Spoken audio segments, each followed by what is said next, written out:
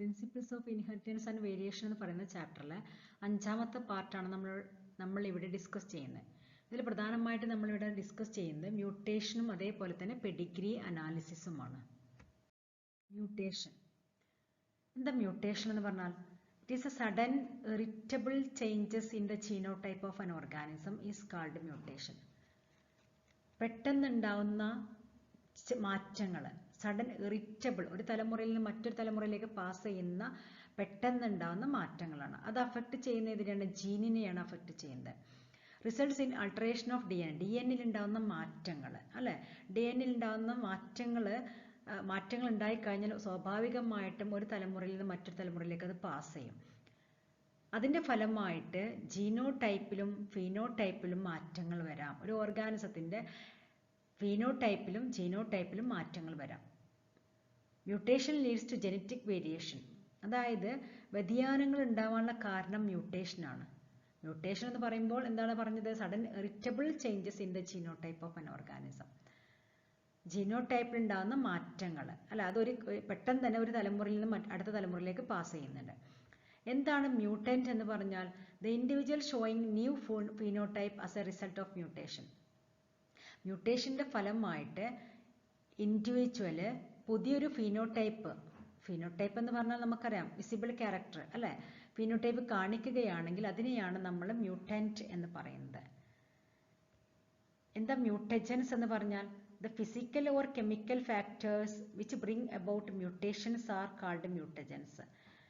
ഏത് ഫാക്ടറാണോ മ്യൂട്ടേഷന് കാരണമായത് ആ ഫാക്ടറിയാണ് നമ്മൾ മ്യൂട്ടജൻസ് എന്ന് പറയുന്നത്. ഇപ്പോൾ ഫോർ എക്സാമ്പിൾ ഫിസിക്കൽ മ്യൂട്ടജൻസ് ആയിട്ട് പറയുന്ന എക്സ്റേ റേഡിയേഷൻസ്, UV റേഡിയേഷൻ നമ്മൾ പറയാറുണ്ട്. എക്സ്റേ റേഡിയേഷൻസ് മ്യൂട്ടേഷന് കാരണമാകുന്നുണ്ട് അല്ലേ.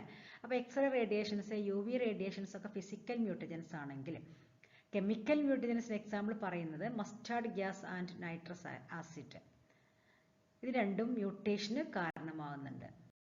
ടൈപ്സ് ഓഫ് മ്യൂട്ടേഷൻ നമുക്ക് നോക്കാം. മ്യൂട്ടേഷൻ നമ്മൾ രണ്ടായിട്ട് കാറ്റഗറൈസ് ചെയ്തിട്ടുണ്ട്, ജീൻ മ്യൂട്ടേഷൻ എന്നും ക്രോമസോമൽ മ്യൂട്ടേഷൻ എന്നും. അതായത് ജീൻ മ്യൂട്ടേഷൻ അല്ലെങ്കിൽ പോയിന്റ് മ്യൂട്ടേഷൻ, ക്രോമസോംസിൽ കാണപ്പെടുന്ന ജീനിന്റെ പൊസിഷനിൽ ഉണ്ടാകുന്ന മാറ്റമാണ്, ഒരു പെർട്ടിക്കുലർ പോയിന്റിൽ മാത്രം വരുന്ന മാറ്റമാണ് നമ്മൾ പോയിന്റ് മ്യൂട്ടേഷൻ എന്ന് പറയുന്നതെങ്കിൽ, ക്രോമസോംസിൽ മൊത്തമായിട്ട് വരുന്ന മാറ്റങ്ങൾ ഉണ്ടാവാം, അതിനെയാണ് ക്രോമസോമൽ മ്യൂട്ടേഷൻ എന്ന് പറയുന്നത്. ക്രോമസോമൽ മ്യൂട്ടേഷൻ നമ്മൾ രണ്ടായിട്ട് കാറ്റഗറൈസ് ചെയ്തിട്ടുണ്ട്, ക്രോമസോമൽ അബറേഷൻ എന്നും പ്ലോയിഡി എന്നും. ക്രോമസോമൽ അബറേഷൻ എന്ന് പറയുകയാണെങ്കിൽ ക്രോമസോമിന്റെ സ്ട്രക്ചറിൽ ഉണ്ടാകുന്ന മാറ്റം, ഘടനയിൽ ഉണ്ടാകുന്ന മാറ്റമാണ് ക്രോമസോമൽ അബറേഷൻ എങ്കിൽ, അതിന്റെ നമ്പറിൽ ഉണ്ടാകുന്ന മാറ്റമാണ് പ്ലോയിഡി എന്ന് പറയുന്നത്. ക്രോമസോമൽ അബറേഷൻ അതിന്റെ ഘടനയിൽ ഉണ്ടാകുന്ന മാറ്റം എന്ന് പറയുകയാണെങ്കിൽ നമ്മൾ വീണ്ടും അതിനെ കാറ്റഗറൈസ് ചെയ്യുന്നു. അതിൻ്റെ ഡ്യൂപ്ലിക്കേഷൻ ഉണ്ടാവാം, ഇൻവേർഷൻ ഉണ്ടാവാം, ഡെലീഷൻ ഉണ്ടാവാം, ട്രാൻസ്ലൊക്കേഷൻ ഉണ്ടാവാം. ഡെലീഷൻ എന്ന് പറയുകയാണെങ്കിൽ ക്രോമസോംസിൽ, ഇപ്പോൾ ഫോർ എക്സാമ്പിൾ ക്രോമസോംസിൽ നമ്മൾ ABCDE എന്ന് പറയുന്ന ജീൻ അറേഞ്ച് ചെയ്ത് വെച്ചിരിക്കുന്നു എന്ന് വിചാരിക്കാം. അതിൽ A എന്ന് പറയുന്ന ജീൻ അവിടുന്ന് ഡിലീറ്റ് ചെയ്ത് പോവുകയാണെങ്കിൽ അതിന് നമ്മൾ ഡിലീഷൻ എന്ന് പറയും. അതേപോലെ തന്നെ വേറെ അഡീഷൻ നടക്കാം.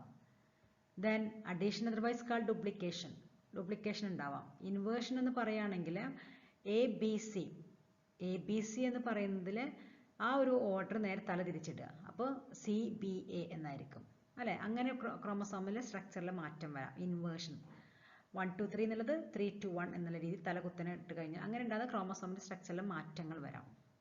ട്രാൻസ്ലൊക്കേഷൻ എന്ന് പറയുകയാണെങ്കിൽ ലൊക്കേഷൻ മാറും, അതായത് രണ്ട് ക്രോമസോംസ് ഉണ്ടെങ്കിൽ ആ ക്രോമസോമിന്റെ സെഗ്മെന്റ്സ് അങ്ങോട്ടും ഇങ്ങോട്ടും കൈമാറ്റം ചെയ്യപ്പെടാം. അങ്ങനെയൊക്കെ ഇത്രയും കാരണങ്ങൾ കൊണ്ട് ക്രോമസോമിന്റെ ഘടനയിൽ മാറ്റം വരാം, ക്രോമസോംസിന്റെ ഘടനയിൽ സ്ട്രക്ചറിൽ മാറ്റം വരാം. അതിനെയാണ് നമ്മൾ ക്രോമസോമൽ അബറേഷൻ എന്ന് പറയുന്നത്. എന്നാൽ പ്ലോയിഡി എന്ന് പറയുകയാണെങ്കിൽ അതിന്റെ നമ്പറിൽ ഉണ്ടാകുന്ന മാറ്റം, ploidy found in the change in number of chromosomes. നോക്കുക, അതില് പ്ലോയിഡി വീണ്ടും കാറ്റഗറൈസ് ചെയ്തിട്ടുണ്ട്, അന്യൂപ്ലോയിഡി ആൻഡ് പോളിപ്ലോയിഡി. അന്യൂപ്ലോയിഡി എന്ന് പറയുകയാണെങ്കിൽ numerical changes found in the ക്രോമസോംസിൽ ന്യൂമറിക്കൽ ചേഞ്ചസ് 1, 2, 3 അങ്ങനെ ഉണ്ടാകുന്ന മാറ്റമാണ് അന്യൂപ്ലോയിഡി എങ്കിൽ, പോളിപ്ലോയിഡി വോൾ സെറ്റ് ഓഫ് ക്രോമസോംസിൽ ഉണ്ടാകുന്ന മാറ്റം, പോളിപ്ലോയിഡി 2N മാറ്റം വരാം. അങ്ങനെ ഉണ്ടാകുന്ന ഒരു വോൾ സെറ്റിൽ ഉണ്ടാകുന്ന മാറ്റമാണ് പോളിപ്ലോയിഡി പ്രധാനമായിട്ടും കാണുന്ന പ്ലാന്റ്സിനാണ്. അന്യൂപ്ലോയിഡി എന്ന് പറയുമ്പോൾ വീണ്ടും നമ്മൾ മൂന്നായിട്ട് കാറ്റഗറൈസ് ചെയ്തിട്ടുണ്ട്, ട്രൈസോമിക് കണ്ടീഷൻ, മോണോസോമിക് കണ്ടീഷൻ, നള്ളിസോമിക് കണ്ടീഷൻ. ട്രൈസോമിക് എന്ന് പറയുകയാണെങ്കിൽ ക്രോമസോം ഡിപ്ലോയിഡ് കൂടെ ഒരു ക്രോമസോംസ് ആഡ് ചെയ്യാം. മോണോസോമി എന്ന് പറയുകയാണെങ്കിൽ ഡിപ്ലോയിഡിൽ നിന്ന് ഒന്ന് മൈനസ് ആവുക, കുറക്കുക. അല്ലിസോമി എന്ന് പറയാൻ ഡിപ്ലോയിഡിൽ നിന്ന് 2 ക്രോമസോംസ് മൈനസ് ചെയ്യാം. ഇത്രയുമാണ് നമ്മൾ അന്യൂപ്ലോയിഡ് എന്ന് പറയുന്നത്. അപ്പോൾ നമ്മൾ മ്യൂട്ടേഷൻ രണ്ടായിട്ട് കാറ്റഗറൈസ് ചെയ്തിട്ടുണ്ട്, ജീൻ മ്യൂട്ടേഷൻ എന്നും ക്രോമസോമൽ മ്യൂട്ടേഷൻ എന്നും. ക്രോമസോമൽ മ്യൂട്ടേഷൻ എന്ന് പറയുമ്പോൾ സ്ട്രക്ചറിലും അതിൻ്റെ നമ്പറിലും ഉണ്ടാകുന്ന മാറ്റമാണ്. സ്ട്രക്ചറിൽ ഉണ്ടാകുന്ന മാറ്റത്തെ ക്രോമസോമൽ അബ്രേഷൻ എന്നും നമ്പറിൽ ഉണ്ടാകുന്ന മാറ്റത്തെ പ്ലോയിഡി എന്നും പറയും. സ്ട്രക്ചറിൽ ഉണ്ടാകുന്ന മാറ്റം നമുക്ക് 4ആയിട്ട് കാറ്റഗറൈസ് ചെയ്യാം: deletion, duplication, inversion, translocation. Ploidy എന്ന് പറയുമ്പോൾ അന്യൂപ്ലോയിഡി എന്നും പോളിപ്ലോയിഡി എന്നും. Gene mutation otherwise called point mutation. നമുക്കറിയാം ക്രോമസോംസിലാണ് ജീൻ കാണപ്പെടുന്നത് അല്ലേ? നോക്കുക, ഈ ക്രോമസോംസിൽ ഒരുപാട് ജീൻ ABCD എന്ന് പറഞ്ഞ ജീൻ കാണുന്നുണ്ട്. അപ്പോൾ ഒരു പെർട്ടിക്കുലർ പൊസിഷനിൽ കാണപ്പെടുന്ന ജീനിന് ഉണ്ടാവുന്ന സ്ഥാനമാറ്റം, അങ്ങനെ ഒരു പോയിന്റിൽ ഉണ്ടാവുന്ന സ്ഥാനം മാറ്റത്തെയാണ് നമ്മൾ പോയിന്റ് മ്യൂട്ടേഷൻ എന്ന് പറയുന്നത്. Example sickle cell anaemia. എന്താണ് ഫ്രെയിം ഷിഫ്റ്റ് മ്യൂട്ടേഷൻ എന്ന് പറഞ്ഞാൽ? Deletion or insertion of base pairs of DNA causes frame shift mutation. Delete ചെയ്യപ്പെടുക അല്ലെങ്കിൽ ഇൻസേർട്ട് ചെയ്യപ്പെടുക എവിടെയാ? Base pairs of DNA causes frame shift mutation. സിമ്പിളായിട്ടൊരു എക്സാമ്പിളായിട്ട് പറയാം. ഫോർ എക്സാമ്പിൾ ABCDEFGH അങ്ങനെ പോവുകയാണെങ്കിൽ ABC എന്ന് പറയുന്ന ലെറ്റേഴ്സ് ആണ് ഒരു ക്യാരക്ടറിനെ കൺട്രോൾ ചെയ്യുക എന്ന് വിചാരിക്കാം. അങ്ങനെയാണെങ്കിൽ അടുത്ത ക്യാരക്ടറിനെ കൺട്രോൾ ചെയ്യുന്ന DEF ആണെന്ന് വിചാരിക്കുക. ABC ഒന്നിനെ കൺട്രോൾ ചെയ്യുന്നു, DEF മറ്റൊരു ക്യാരക്ടറിനെ കൺട്രോൾ ചെയ്യുന്നു. ഇതിൻ്റെ ഇടയിൽ നമ്മൾ M എന്നുള്ള ABCDEFൻ്റെ ഇടയിൽ ABC കഴിഞ്ഞ ഉടനെ M ഇൻസേർട്ട് ചെയ്ത് കഴിഞ്ഞാൽ അതിൻ്റെ ബേസ് പെയർ കംപ്ലീറ്റ് ആയിട്ട് മാറും. പിന്നെ നമ്മൾ എഴുതുന്നത് ABC പിന്നെ MDE എന്നാണ് അല്ലേ?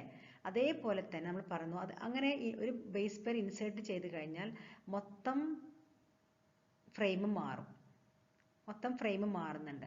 അതിനെയാണ് നമ്മൾ ഫ്രെയിം ഷിഫ്റ്റ് മ്യൂട്ടേഷൻ എന്ന് പറയുന്നത്. ഒന്നും കൂടി പറയും, ABCDEF ആണെങ്കിൽ ABC ഒരു ക്യാരക്ടറിനെ കൺട്രോൾ ചെയ്യുന്നു, DEF ഒരു ക്യാരക്ടറിനെ കൺട്രോൾ ചെയ്യുന്നു. ഇതിൻ്റെ ഇടയിലേക്ക് നമ്മൾ M എന്ന് പറയുന്ന ബേസ് പെയർ ഇൻസേർട്ട് ചെയ്ത് കഴിഞ്ഞാൽ പിന്നെ അടുത്ത ഫ്രെയിം എങ്ങനെ വരിക?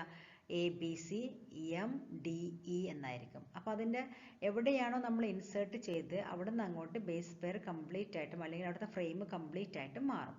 അതിനെയാണ് നമ്മൾ ഫ്രെയിം ഷിഫ്റ്റ് മ്യൂട്ടേഷൻ എന്ന് പറയുന്നത്. Next is the chromosomal mutation. Chromosomal mutation എന്ന് പറയുകയാണെങ്കിൽ it is due to change in the number and structure of chromosome. ക്രോമസോംസിൻ്റെ നമ്പറിലും അതേപോലെ തന്നെ അതിൻ്റെ ഘടനയിലും ഉണ്ടാകുന്ന മാറ്റത്തെയാണ് നമ്മൾ ക്രോമസോമൽ മ്യൂട്ടേഷൻ എന്ന് പറയുന്നത്. എന്താണ് ക്രോമസോമൽ അബ്രേഷൻ എന്ന് പറഞ്ഞാൽ? Abnormal structural changes in the chromosome are called chromosomal aberration. Structural change, ക്രോമസോംസിൻ്റെ ഘടനയിൽ ഉണ്ടാകുന്ന മാറ്റത്തെയാണ് നമ്മൾ ക്രോമസോമൽ അബ്രേഷൻ എന്ന് പറയുന്നത്. ക്രോമസോമൽ മ്യൂട്ടേഷൻ എന്ന് പറയുമ്പോൾ സ്ട്രക്ചറൽ ചേഞ്ചസും നമ്പറും ഉണ്ട്, നമ്പറിൽ മാറ്റം വരാം. അതേപോലെ തന്നെ ഘടനയിൽ മാറ്റം വരികയാണെങ്കിൽ അതിനെ നമ്മൾ ക്രോമസോമൽ മ്യൂട്ടേഷൻ എന്നും, ഈ ക്രോമസോമൽ അബ്രേഷൻ എന്ന് പറയുമ്പോൾ ക്രോമസോംസിൻ്റെ സ്ട്രക്ചറിൽ ഉണ്ടാകുന്ന മാറ്റം, ഘടനയിൽ മാറ്റങ്ങൾ വരാം, അതിനെ നമ്മൾ ക്രോമസോമൽ അബ്രേഷൻ എന്ന് പറയും. ഇത് പ്രധാനമായിട്ടും ഒബ്സർവ് ചെയ്തിട്ടുള്ള ക്യാൻസർ സെൽസിലാണ്. എന്താണ് പ്ലോയിഡി എന്ന് പറഞ്ഞാൽ? പ്ലോയിഡി എന്ന് പറയുകയാണെങ്കിൽ changes found in the chromosome number, chromosome നമ്പറിൽ ഉണ്ടാകുന്ന മാറ്റം, അതിനെയാണ് നമ്മൾ പ്ലോയിഡി എന്ന് പറയുന്നത്. Pedigree analysis. എന്താണ് പെഡിഗ്രി അനാലിസിസ് എന്ന് പറഞ്ഞാൽ? Pedigree means ancestral history of an organism. ഒരു ഓർഗാനിസത്തിൻ്റെ പൂർവ്വചരിത്രം ആണ് പെഡിഗ്രി എന്നതുകൊണ്ട് ഉദ്ദേശിക്കുന്നത്. Analysing the family history about the inheritance of A particular character or trait. അത് നമ്മൾ അനലൈസ് ചെയ്യുക, മനസ്സിലാക്കുക. എങ്ങനെയാണ്? about the family history, analyzing the family history about the inheritance of a particular character. ഒരു ഫാമിലിയിൽ തലമുറകളായിട്ട് പാസ് ചെയ്യുന്ന ചില ക്യാരക്ടേഴ്സ് ഉണ്ടാവും, ചില ട്രേറ്റ് ഉണ്ടാവും, ചില ക്യാരക്ടേഴ്സ് ഉണ്ടാവും. അതിനെ നമ്മൾ അനലൈസ് ചെയ്യാം. അതിനെയാണ് നമ്മൾ പെഡിഗ്രി അനാലിസിസ് എന്ന് പറയുന്നത്. The study is important for human health and welfare planning. ഈ പെഡിഗ്രി അനാലിസിസ് എന്ന് പറയുന്ന പഠനം ഹ്യൂമൻ ഹെൽത്തിനെയും അതേപോലെ തന്നെ വെൽഫെയർ പ്ലാനിങ്ങിനും വളരെ ഇമ്പോർട്ടൻ്റ് ആണ്. അതായത് അതിൻ്റെ ഇമ്പോർട്ടൻസ് എങ്ങനെയെന്ന് വെച്ച് കഴിഞ്ഞാൽ it helps to understand abnormalities or any genetic disorders. ഈ പെഡിഗ്രി അനാലിസിലൂടെ നമുക്ക് ജനറ്റിക് ഡിസോർഡേഴ്സ് മനസ്സിലാക്കാൻ പറ്റും. അതേപോലെ തന്നെ അബ്നോർമാലിറ്റീസ് മനസ്സിലാക്കാൻ പറ്റുന്നുണ്ട്. ഇതിലൂടെ നമുക്ക് ജനറ്റിക് ഡിഫക്റ്റ് മിനിമൈസ് ചെയ്യാൻ പറ്റുന്നുണ്ട്. അതായത് ചില ഡിസീസുകൾ അല്ലെങ്കിൽ ചില ഡിസോർഡേഴ്സ് ഒരു തലമുറയിൽ നിന്ന് മറ്റൊരു തലമുറയിലേക്ക് പാസ് ചെയ്യാറുണ്ട്. For example polydactylous condition, extra finger, 6 വിരല്, അതൊരു തലമുറയിൽ ഉണ്ടെങ്കിൽ അടുത്ത തലമുറയിലേക്ക് അത് പാസ് ചെയ്തിട്ടുണ്ടാവും. ദെൻ നെക്സ്റ്റ് തലമുറയിലേക്ക് അങ്ങനെ ഉണ്ടാകുന്ന ചില ജനറ്റിക് ആയിട്ടുള്ള ഡിസോർഡേഴ്സ്. അപ്പോൾ നമ്മൾ അതേപോലെ തന്നെ പറയുന്നുണ്ട് ഈമോഫീലിയ എന്ന് പറയുന്ന ഡിസോർഡർ ഗ്രാൻഡ് ഫാദറിൽ നിന്ന് ഗ്രാൻഡ് സണ്ണിലേക്ക് മകളിലൂടെ പാസ് ചെയ്യുന്നുണ്ട്. അങ്ങനെ ഉണ്ടാകുന്ന പല ഡിസോർഡേഴ്സും ഒരു തലമുറയിൽ നിന്ന് മറ്റൊരു തലമുറയിലേക്ക് പാസ് ചെയ്യുന്നുണ്ട്. ആ ഡിസോർഡേഴ്സ് മനസ്സിലാക്കാൻ വേണ്ടിയിട്ടാണ് നമ്മൾ പെഡിഗ്രി അനാലിസിസ് ഉപയോഗിക്കുന്നത്. ഇതിലൂടെ പറയുന്നുണ്ട് the health related genetic defect help us to minimize the intensity of disorders and provide counseling to take precautions. ഇങ്ങനെ ഉണ്ടാകുന്ന ഡിഫക്റ്റുകൾ നമുക്ക് ഈ പെഡിഗ്രി അനാലിസിലൂടെ കണ്ടെത്തുകയും അത് മിനിമൈസ് ചെയ്യാൻ പറ്റുന്നുണ്ട്. എങ്ങനെയാണ്? Provide counselling to take precautions. പണ്ട് കാലങ്ങളിൽ ഉണ്ടാകുന്ന കസിൻസ് മാരേജ് കൊണ്ട് പല ഡിസോർഡേഴ്സും റെസസീവായിട്ട് കിടക്കുന്ന പല ഡിസോർഡേഴ്സും അതെന്തെയും എക്സ്പ്രസ് ആവുന്നുണ്ട്. അത് ഒരു തലമുറയിൽ നിന്നും മറ്റു തലമുറയിലേക്ക് പാസ് ചെയ്യുന്നുണ്ട്. അപ്പോൾ അങ്ങനെ ഉണ്ടാകുന്ന പ്രോപ്പറായിട്ടുണ്ടാകുന്ന കൗൺസിലിംഗ് കൊടുത്തിട്ട് അങ്ങനെ ഉണ്ടാകുന്ന കസിൻ മാരേജിനെ ഇന്ന് നമ്മൾ കുറച്ച് റെഡ്യൂസ് ചെയ്ത് കൊണ്ടുവന്നിട്ടുണ്ട്. അത് പെഡിഗ്രി അനാലിസിൻ്റെ ഒരു നേട്ടമാണ്. അതിലൂടെ നമ്മൾ പല ജനറ്റിക് ഡിസോർഡേഴ്സും ഇന്ന് കാണുന്നില്ല. നോക്കാം. Genetically traits are 2 type. They are autosomal dominant trait and sex linked trait. പ്രധാനമായിട്ടും ജനറ്റിക് ട്രൈറ്റിന് നമ്മൾ 2 ആയിട്ട് കാറ്റഗറൈസ് ചെയ്തിട്ടുണ്ട്. ഓട്ടോസോമൽ ഡോമിനന്റ് ട്രൈറ്റ് എന്നും സെക്സ് ലിങ്ക്ഡ് ട്രൈറ്റ് എന്നും. Autosomal trait are 2 types, namely autosomal dominant trait and autosomal recessive trait. ഇനി നമുക്ക് Pedigree അനാലിസിന് ഉപയോഗിക്കുന്ന സിംബൽസ് ഒന്ന് നോക്കാം. പ്രധാനമായിട്ടും എക്സാമിന് ചോദിക്കുന്ന ഒരു ക്വസ്റ്റ്യൻ ആണ്. ഈ സിംബൽസ് തന്നിട്ട് ഇത് എന്താ എന്ന് ചോദിക്കാറുണ്ട്. ഇപ്പോൾ സ്ക്വയർ ഷേപ്പിൽ കാണിക്കുകയാണെങ്കിൽ അത് മെയിൽ ആയിരിക്കും, സർക്കിൾ ആണെങ്കിൽ ഫീമെയിൽ. ഇതേപോലെ sex unspecified, affected individuals, then mating എന്ന് പറയുകയാണെങ്കിൽ സെൻട്രൽ ലൈന് കൊടുക്കുകയാണെങ്കിൽ മേറ്റിംഗ് ആണ്.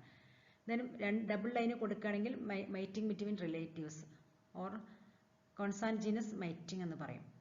ഇതേപോലെയാണെങ്കിൽ parents above and children below, parents with male child affected with disease and 5 unaffected offsprings. ഈ സിംബൽസ് എക്സാമിന് ചോദിക്കാറുണ്ട്. നമുക്ക് ഓട്ടോസോമൽ ട്രൈറ്റ് നമ്മൾ ഓട്ടോസോമൽ ഡോമിനന്റ് ട്രൈറ്റ് എന്നും ഓട്ടോസോമൽ റെസസീവ് ട്രൈറ്റ് എന്നും 2 ആയിട്ട് കാറ്റഗറൈസ് ചെയ്തിട്ടുണ്ട്. അതിന് വ്യക്തമായിട്ടുള്ള ഒരു എക്സാമ്പിളും കൊടുത്തിട്ടുണ്ട്. മയോട്ടോണിക് ഡിസ്ട്രോഫി എന്നും സിക്കിൾ സെൽ അനീമിയ എന്നും. ഇതിൻ്റെ പെഡിഗ്രി ചാർട്ടും കൊടുത്തിട്ടുണ്ട്. എക്സാമിന് ചോദിക്കും. എങ്ങനെയാണ് ചോദിക്കുന്നത് പറയുന്നതിന് മുമ്പ് ഇവിടെ ശ്രദ്ധിക്കാം. The gene responsible for myotonic dystrophy is a dominant gene which is found in an autosome. Myotonic ഡിസ്ട്രോഫിക്ക് കാരണമാകുന്നത് ഡോമിനന്റ് ജീനാണ്. അത് കാണപ്പെടുന്നത് ഓട്ടോസോംസിലാണ്. അതുകൊണ്ടാണ് ഓട്ടോസോമൽ ഡോമിനന്റ് ട്രൈറ്റ് എന്ന് പറയുന്നത്. ഈ പെഡിഗ്രി ചാർട്ട് കാണിക്കുന്നത് മാരേജ് ബിറ്റ്വീൻ ഒരു നോർമൽ മെയിലും അതേപോലെ തന്നെ ഫീമെയിൽ ഹാവിങ് മയോട്ടോണിക് ഡിസ്ട്രോഫി.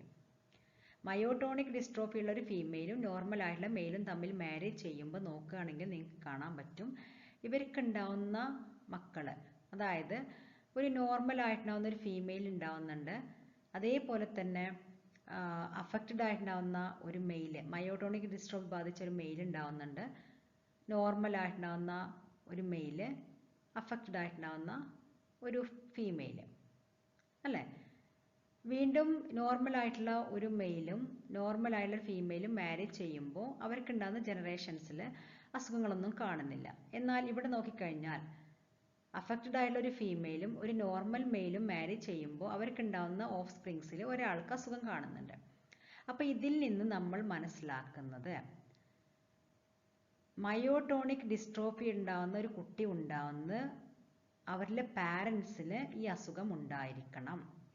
നോക്കുക, from the chart it is clear that Myotonic dystrophy offsprings appear when at least one parent is with myotonic dystrophy. Myotonic dystrophy ഉള്ള കുട്ടികൾ ഉണ്ടാവണമെന്നുണ്ടെങ്കിൽ at least ഒരു parent എങ്കിലും myotonic dystrophy ഉണ്ടായിരിക്കണം എന്നാണ് നമ്മൾ ഇതിൽ പറയുന്നത്. അപ്പോൾ ഓട്ടോസോമൽ ഡോമിനന്റ് ട്രേറ്റ് എന്ന് പറയുമ്പോൾ പെഡിഗ്രി ചാർട്ടിൽ നമുക്ക് പെട്ടെന്ന് മനസ്സിലാവും ഏതെങ്കിലും ഒരു പാരന്റിന് അസുഖം ഉണ്ടെങ്കിൽ മാത്രമേ അത് അടുത്ത ജനറേഷനിൽ പാസ് ചെയ്യുകയുള്ളൂ. അതായത് ഇത് ഡോമിനന്റ് ട്രേറ്റ് ആണ്. പാരന്റിന് ഈ അസുഖം ഇല്ല എങ്കിൽ ഒരിക്കലും അത് അടുത്ത ജനറേഷൻസിലേക്ക് പാസ് ചെയ്യുന്നില്ല. എന്നാൽ ഓട്ടോസോമൽ റെസസീവ് ട്രേറ്റിന് എക്സാമ്പിൾ സിക്കിൾ സെൽ അനീമിയ പറയുന്നുണ്ട്. നിങ്ങൾ ഈ ഡയഗ്രാം പെഡിഗ്രി ചാർട്ട് നോക്കിക്കഴിഞ്ഞാൽ മനസ്സിലാവും. ഇതിലെ മെയിലും ഫീമെയിലും പാരന്റ് രണ്ട് പേരിലും അസുഖം കാണിക്കുന്നില്ല. കാരണം ഷെയ്ഡ് കൊടുത്തില്ല. ഷെയ്ഡാണ് നമ്മൾ ഡിസീസ് അഫക്റ്റ് കാണിക്കുന്നത് അല്ലേ. എന്നാൽ ഇവരിൽ ഉണ്ടാവുന്ന മക്കളിൽ പ്രധാനമായിട്ട് നോക്കുകയാണെങ്കിൽ ഒരു നോർമൽ മെയിൽ ഉണ്ടാവുന്നുണ്ട്, സിക്കിൾ സെൽ അനീമിയ ബാധിച്ച ഒരു മെയില്, ഒരു നോർമൽ ഫീമെയില്, ഡിസീസ് അഫക്റ്റഡ് ആയിട്ടുള്ള ഒരു ഫീമെയില്, നോർമൽ ആയിട്ടുള്ള മെയിൽ, ഇങ്ങനെ ഉണ്ടാവുന്നുണ്ട് അല്ലേ. ദെൻ ഇവിടെ നോക്കുകയാണെങ്കിൽ നിങ്ങൾക്ക് കാണാൻ പറ്റും പാരന്റിൽ ആർക്കും ഈ അസുഖം കാണുന്നില്ല, ഷെയ്ഡ് കാണുന്നില്ല. പക്ഷേ ഓഫ് സ്പ്രിങ്സിന് ഈ അസുഖമുണ്ട്. കാരണം ഇതിന് കാരണമാകുന്ന ജീന് ഇവരിൽ റെസസീവായി കിടക്കുകയാണ്, ഒളിഞ്ഞു കിടക്കുകയാണ് ചെയ്യുന്നത്. The gene responsible for sickle cell anemia is recessive gene which is found in an autosome parent and heterozygous carrier of the trait. Disease appear in the progeny when the recessive alleles come together. അപ്പോൾ നമ്മൾ ഇവിടെ മനസ്സിലാക്കേണ്ടത് ഇത് ഇവർ carrier ആവാം, അതുകൊണ്ട് തന്നെ ഇവരിലെ പാരന്റിൽ ഒരിക്കലും അസുഖം കാണുന്നില്ല. എന്നാൽ ഈ കാരിയർ ആയിട്ടുണ്ടാകുന്ന റെസസീവ് ജീന് രണ്ടും ഒരുമിച്ച് ചേരുമ്പോൾ അവരിലെ മക്കളിൽ ഈ അസുഖം കാണുന്നുണ്ട്. അതാണ് നമ്മൾ ഓട്ടോസോമൽ റെസസീവ് ട്രേറ്റിൽ പറയുന്നത്. ഇനി ഇത് എക്സാമിന് ചോദിക്കാറുള്ളത്, നോർമലായിട്ട് ഇതുവരെ ചോദിച്ചിട്ടുള്ളത് ഈ രണ്ട് ഡയഗ്രാം തന്നിട്ട് ഇതിൽ ഏതാണ് ഓട്ടോസോമൽ ഡോമിനന്റ് ട്രേറ്റ്, ഏതാണ് ഓട്ടോസോമൽ റെസസീവ് ട്രേറ്റ് എന്ന് ചോദിക്കും. നമുക്ക് ഡയഗ്രാം വരച്ച് പഠിക്കൊന്നും വേണ്ട, പക്ഷെ ഡയഗ്രാം കണ്ടാൽ തന്നെ മനസ്സിലാവും. പാരന്റിന് ആർക്കെങ്കിലും ഷെയ്ഡ് കൊടുത്തിട്ടുണ്ടെങ്കിൽ, അതാണ് ഷെയ്ഡ് കൊടുക്കുക എന്ന് പറയുമ്പോൾ അതാണ് ഡിസീസ് അഫക്റ്റഡ് എന്ന് നമ്മൾ സിംബൽസിൽ പറഞ്ഞു. അങ്ങനെയാണെങ്കിൽ ഈ പാരന്റിന് ഈ ഫീമെയിലിന് അസുഖമുണ്ട് അല്ലേ. പാരന്റിന് ആർക്കെങ്കിലും അസുഖമുണ്ടെങ്കിൽ അത് ഡോമിനന്റ് ട്രേറ്റ് ആയിരിക്കും, ഓട്ടോസോമൽ ഡോമിനന്റ് ട്രേറ്റ് ആയിരിക്കും. അപ്പോൾ അതിന് എക്സാമ്പിൾ മയോട്ടോണിക് ഡിസ്ട്രോഫി എന്ന് എഴുതാം.